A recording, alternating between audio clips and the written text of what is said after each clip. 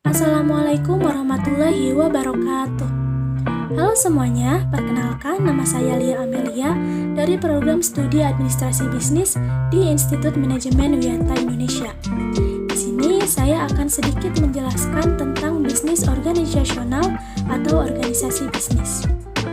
Organisasi adalah sekelompok orang yang ingin mencapai tujuan bersama.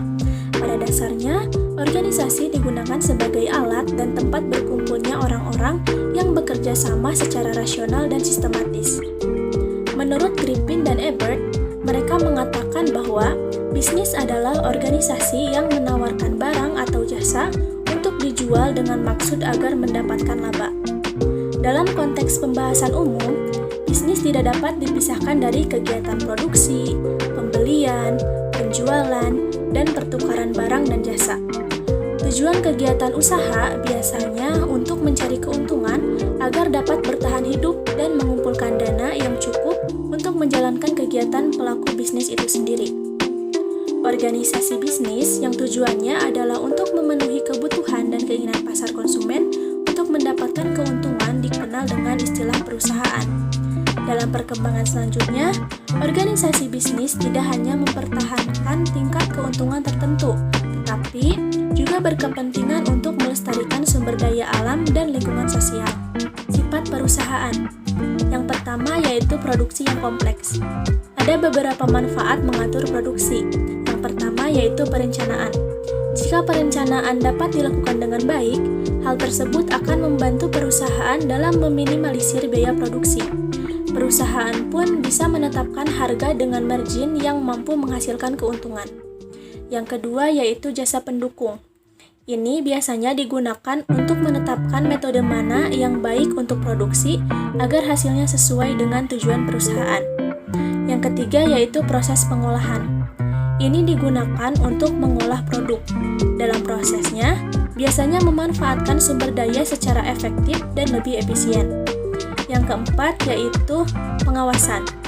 Hal ini berfungsi untuk menjamin supaya proses produksi mengikuti ketentuan yang berlaku. Kemudian ada tujuan perusahaan. Perusahaan didirikan dengan tujuan utama yaitu untuk mencari keuntungan dengan memperoleh laba yang maksimal agar kelangsungan hidup perusahaan dapat dipertahankan. Tujuan mencari keuntungan tersebut menuntut tiap-tiap perusahaan untuk dapat menjalankan strategi tertentu dan kebijakan-kebijakan tertentu sehingga tetap bersaing dan tetap eksis seiring dengan perkembangan zaman yang semakin pesat. Selain itu, keuntungan dengan memperoleh laba yang maksimal dilakukan untuk mencapai tujuan perusahaan baik dalam jangka panjang maupun dalam jangka pendek. Yang selanjutnya yaitu pemisahan kepemilikan dalam kontrol. Badrick menduga terdapat motif manfaat private control atau private benefit control jika pemegang saham bisa mengendalikan perusahaan melalui serangkaian kepemilikan. Manfaat private control menurutnya berupa manfaat yang diperoleh seorang pemegang saham yang memiliki dominasi kontrol dengan membuat kebijakan perusahaan yang lebih mengutamakan kepentingannya sendiri. Dan yang keempat yaitu hubungan prinsipal agen. Menurut Ihsan, dalam teori keagenan menjelaskan tentang dua pelaku ekonomi yang saling bertentangan yaitu prinsipal dan agen. Hubungan keagenan merupakan suatu kontrak di mana satu atau lebih orang memerintah orang lain untuk melakukan suatu jasa atas nama prinsipal serta memberi wewenang kepada agen membuat keputusan yang terbaik bagi prinsipal. Jika prinsipal dan agen memiliki tujuan yang sama, maka agen akan mendukung dan melaksanakan semua yang diperintahkan oleh prinsipal. Perusahaan sebagai badan hukum. Yang pertama yaitu ada pemilik tunggal. Kepemilikan tunggal adalah bentuk organisasi bisnis yang dimiliki oleh pemilik tunggal. Dan biasanya pemilik memiliki peran pengawasan langsung dalam mengelola operasi organisasi. Organisasi ini biasanya berskala kecil dan tidak terlalu kompleks. Yang kedua yaitu kemitraan.